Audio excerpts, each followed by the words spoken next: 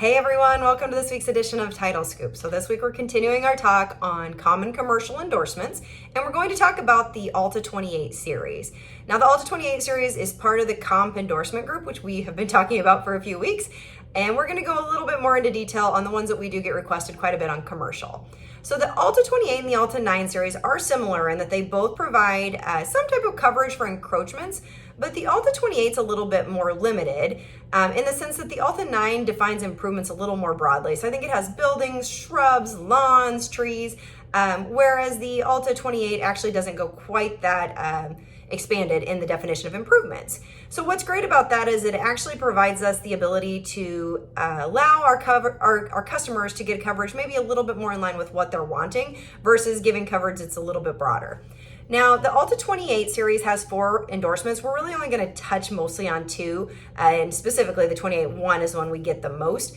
But we're going to go over a couple, and then I'll tell you what the others are. So the ALTA 28-06 is the first in the series. Now, that is generally going to be requested on on owners and loan policies, but mostly lenders. So lenders usually ask this when they see an encroachment that's over an easement, maybe that's discovered on a survey, and they want coverage for it. And this endorsement actually provides insurance to the lender against or owner against loss in the event that the specific easement holder either causes damage to the building that's located on the land, or compels the removal or alteration of an existing building on the land. So that's what we're covering. And if you get this request, you're gonna look at a couple things. So the first thing you need is a survey. We've got to look at those improvements.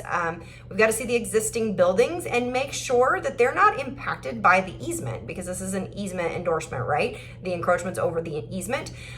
So we want to look at that. Then we're gonna look at the easement specifically. We've got to see either that we can get consent from the easement holder, basically to kind of offset the damage if they're exercising an easement right, or an abandonment of the easement. So those are the 2 things that we would need, one or the other, in order to provide this coverage. Now the 28.1 is one, like I said, you see a lot. And this can be on an owner's policy or a loan policy, so it just depends on the deal. And it could be commercial or residential. And again, just depends on your deal what they're requesting. Now, it gives coverage that was previously provided in ALTA 9 before it was changed. Some of those coverages are in, I think, the 9-06 and the 9.7. But for the most part, this is a coverage that was a prior coverage and was created with the new series for ALTA 28.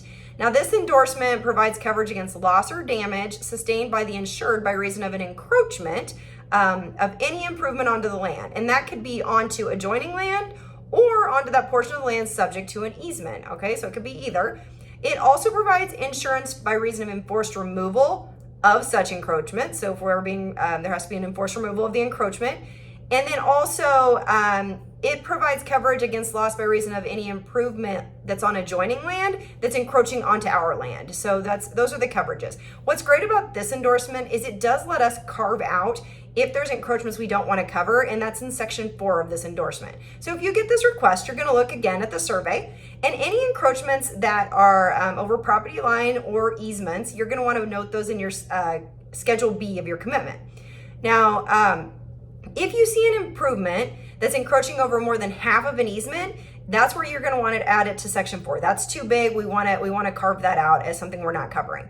If you see an improvement that encroaches over adjoining land or onto the road, that's probably where you're going to want to carve out unless you get underwriter approval. Again, all these you can talk to your underwriter to see if you can insure over, but generally speaking, you want to put that in section 4. The last thing you're going to look is if an improvement that's located on the adjoining land is encroaching onto our land, we want to put that in section 4. And again, unless you can get your underwriter to approve it. Now the 28.2, it carves it out even further, and it allows you to describe the improvements. So improvement, generally speaking, for the 28, I believe, let me read it here. Is described as an existing building located on either the land or adjoining land. And what the 28.2 does is allow you to actually describe what your improvement is. So that's a little bit different, and again, a little bit more specific. Now the 28.3 is for land under development. Again, you're not going to see it a lot. If you get that request, call your underwriter. We can work through it with you. But again, I haven't seen it a lot on commercial deals. So reach out if you get that. With that, we're going to call it a week. If you guys have questions, let me know. If not, we'll see you next week.